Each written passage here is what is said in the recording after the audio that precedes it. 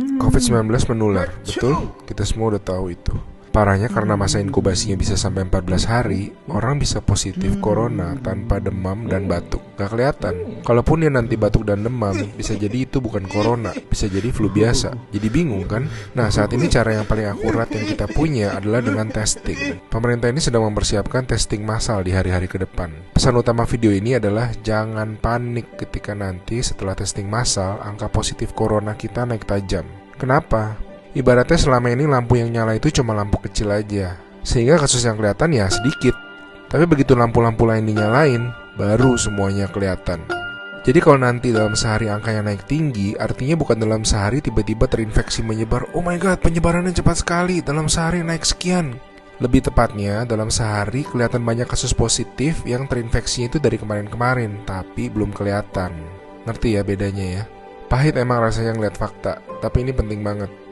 Makin kelihatan, makin mereka bisa diisolasi sehingga nggak nularin ke orang-orang yang lebih banyak lagi.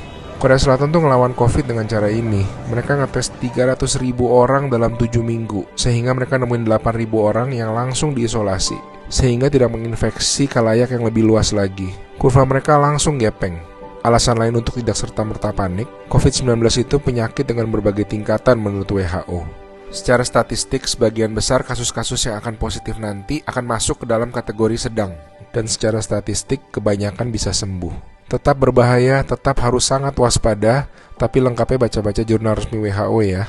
Di hari-hari ke depan kita akan lihat banyak orang positif corona, teman-teman kita, saudara-saudara kita. Tapi ingat, jangan jadi stigma. Corona itu bukan aib, dia bukan dosa, dia bukan kesalahan orang itu sendiri. Jadi kita tetap harus waspada, harus menjaga diri kita tidak terinfeksi. Kita malahan harus bantu mereka untuk jadi sembuh. Jadi akhirnya massive testing itu perlu, supaya yang sakit dan tercecer di sana-sini bisa diisolasi sehingga tidak menimbulkan lebih banyak orang yang terinfeksi.